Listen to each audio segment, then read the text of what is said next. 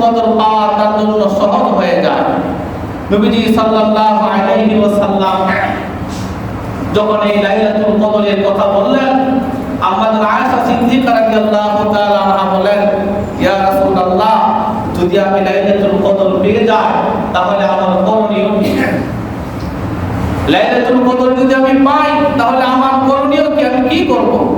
নবীজি বললেন, কুলি আল্লাহুম্মা ইন্নাকা আফুউন কারীম তুহিব্বুল আফওয়া ফা'ফু আন্নী। আয়েশা, তুমি বলবে, আল্লাহুম্মা ইন্নাকা আফুউন, হে আল্লাহ, নিশ্চয় আপনি ক্ষমাকারী। আপনি কি ক্ষমাকারী? তুহিব্বুল আফওয়া, ক্ষমা করতে আপনি পছন্দ করেন, আপনি ভালোবাসেন। যত ক্ষমা করতে পারেন ততই আপনার ভালো লাগে। ফা'ফু আন্নী, অতএব আল্লাহ আপনি আমাকে ক্ষমা করে দেন, মাফ করে দেন। এই দোয়া তুমি বেশি বেশি করে করবা। তাহলে লাইলাতুল কদরের দোয়া কি? বলেন, আল্লাহুম্মা ইন্নাকা আফুউন কারীম তুহিব্বুল আফওয়া ফা'ফু আন্নী। এটা আমি দোয়া প্রতি বছরই তো বলি, কেউ তো আর শিখে না। বাংলা অর্থ হলো, হে আল্লাহ, আপনি ক্ষমাশীল, ক্ষমা করতে আপনি পছন্দ করেন, ভালোবাসেন, আপনি আমাকে কি করে দেন? ক্ষমা করে দেন। লাইলাতুল কদর পাওয়ার জন্য সর্বশ্রেষ্ঠ সহজ যে আমল সেটা হলো ইতিকাফ করা মসজিদে। মসজিদে কি করা? ইতিকাফ করা। নবীজি সাল্লাল্লাহু আলাইহি সাল্লামের জীবনে কখনো ইতিকাফ ছাড়েন নাই, কখনো ইতিকাফ ছাড়েন নাই। যখন থেকে ইতিকাফের প্রচলন শুরু হয়েছে, নবীজি প্রতি বছর ইতিকাফ করতেন। এমন দেখা গেছে লাইলাতুল কদর পাওয়ার জন্য নবীজি পুরা এক মাস, পুরা রমজান ইতিকাফে বসছেন লাইলাতুল কদর পেয়ে। একবার বিদায় হজ্জের সময়, মক্কা বিজয়ের সময়, রাষ্ট্রীয় কাজে বেশি অংশগ্রহণ করার কারণে, ব্যস্ত থাকার কারণে নবীজি ওই বছর রমজান মাসে ইতিকাফ করতে পারেন নাই। কিন্তু রমজান যখন চলে গেছে, আল্লাহ রাসূল সাল্লাল্লাহু আলাইহি সাল্লাম শাওয়াল মাসে রমজানের ওই ইতিকাফটা কাজা করে নিয়েছেন। সুবহানাল্লাহ। এটা নবীজির কি কোনো গুনাহ আছে? কি বলেন, ছিল?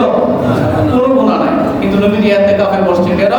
ওই যে আল্লাহর ইবাদত করতে, সান্নিধ্যে একাগ্র চিত্তে আল্লাহর সাথে কথা বলতে নবীজির খুব ভালো লাগতো। আল্লাহর সাথে কথা বলতেন, আর আল্লাহর সাথে একান্তভাবে কথা বলার মুখ্য সময় হলো মসজিদে ইতিকাফ করা। নবীজির বিবিগণ, স্ত্রীগণ ইতিকাফ করত।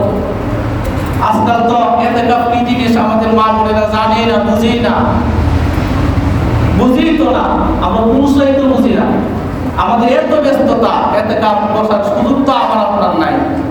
আজরাইল যদি আজকে আয়ে মর্তা উত্তর নিবার লাগে আসে, বাবা টাইম নেই। আজরাইলের কাছে যদি কোনো আমার টাইম নাই, কি বলে টাইম দিব পারবে? হ্যাঁ, আমরা চিন্তা করেন, আল্লাহ 10 দিন মসজিদে থেকে বসবো, কত কাম আমার কত কাম, বাজার, আমি কিন্তু বাজারও না যাই, করে বাজার আইতো না। আমি যদি 10 দিন কাজ না করি, আমার মধ্যে খাবার আইতো না। আপনার কত কাম, আপনার কত কাম করে মসজিদ থেকে চলে গেছেন, এর থেকে আপনি বসলেন না, কেউ মনে গেছেন না। এই কাজটা কারা করবো? যে কাজের দোহাই দিয়ে আপনি ইতিকাফটা বসলেন না, এই কাজের কারণে আপনি চলে গেলেন, গিয়ে মারা গেছেন যে কোনো কারণে, তাই আপনার ফেলে দেওয়ার কাজগুলো করবো কেনা? আপনি এত ব্যস্ত, আল্লাহ আপনাকে হায়াত দিয়েছেন, এত বরকতময় সময় দিয়েছেন, সময়ের কদর করতে পারতেছেন না।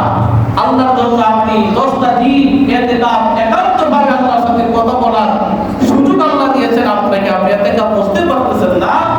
আপনি আপনার কাজ দেখাইতেছেন, ব্যস্ততা দেখাইতেছেন। আপনি কি যারা রাষ্ট্র পরিচালনা করে তাদের চেয়ে বেশি ব্যস্ত? কথা বলতে বেশি ব্যস্ত? রাষ্ট্র যারা চালায় তাদের চেয়ে বেশি ব্যস্ত? আল্লাহ রাসূল তো রাষ্ট্র চালাইছে, কি চালাইছে? রাষ্ট্র পরিচালনা করছেন। আল্লাহ রাসূল যুদ্ধের সেনানায়ক ছিলেন, সেনাপতি ছিলেন, উনি পররাষ্ট্র মন্ত্রণালয় চালাইতেন। তার হাতে পুরো ক্ষমতা, সব জায়গায় উনি নীতি বিচরণ করতেন, বিচার কার্য সম্পাদন করতেন। সব ব্যস্ততার মধ্যেও আল্লাহ রাসূল রমজান মাস আসলে ইতিকাফে বসে যায়। সুবহানাল্লাহ। আর আমার সময় নাই, সারাদিন সপ্তাহে সময় আছে, সারাদিন কেরাম রিপোর্ট কিনি, ওইটার সময় খুব আছে। সারাদিন রাস্তাঘাটে মানুষের বিপদ শেখায়ত করি, ওইটার সময় আমার আপনার কাছে আছে। কিন্তু আল্লাহকে আপনি সময় দিবেন, 10টা দিন সময় দিবেন, এই সময়টাও নাই। আপনি লাইলাতুল কদরে একটু ইবাদত করবেন, এই সময়টাও নাই। লাইলাতুল কদর কখন হয়? মাহে রমজানের শেষ দশকের বিদুর সংখ্যায়, শেষ দশকের বিদুর সংখ্যায় 21, 23, 25, 27, 29 এই 5 দিনের মধ্যে লাইলাতুল কদর হওয়ার সম্ভাবনা আছে। আমি 21 তারিখে আমার খবর নাই, নামাজ পড়ি না, কিছু করি না। 23 তারিখেও কোনো খবর নাই, কোথাও হয়ে যায়গা।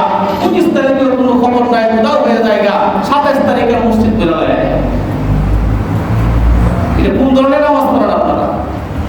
এত সহজ, আল্লাহর কাছ থেকে সব সহজ। লাইলাতুল কদর যদি 21 তারিখে হয় আর আপনি 21 তারিখে ইবাদত বন্দেগী করলেন না, নামাজ পড়লেন না, আপনি 27 তারিখে হয়ে গেছেন, লাভ হলো কোনো? হ্যাঁ, 27 তারিখে এখানে ইবাদত হুমকিখায় মসজিদে পড়েন, ব্যাপারটা কি? নামাজ ইবাদত বন্দেগী যেভাবে আল্লাহর রাসূল বলছেন সেভাবেই করতে হবে। এটা কোনো আনুষ্ঠানিকতা না। ইবাদত বন্দেগী শুধু মানুষকে দেখানোর জন্য না, ইবাদত বন্দেগী একমাত্র কার জন্য? আল্লাহর। এই জন্য লাইলাতুল কদর পাওয়ার জন্য ইতিকাফে বসা। তারা ইতিকাফে বসে রাসূল বলেন আল্লাহ তাআলা তাকে জাহান্নাম থেকে দূরে রাখবেন। ইতিকাফের অনেক ফজিলত আছে, এটা অনেকবার বলা হয়েছে।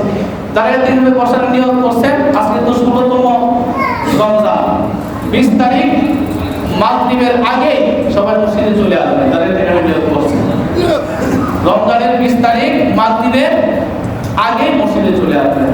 আল্লাহ তাআলা আমাদেরকে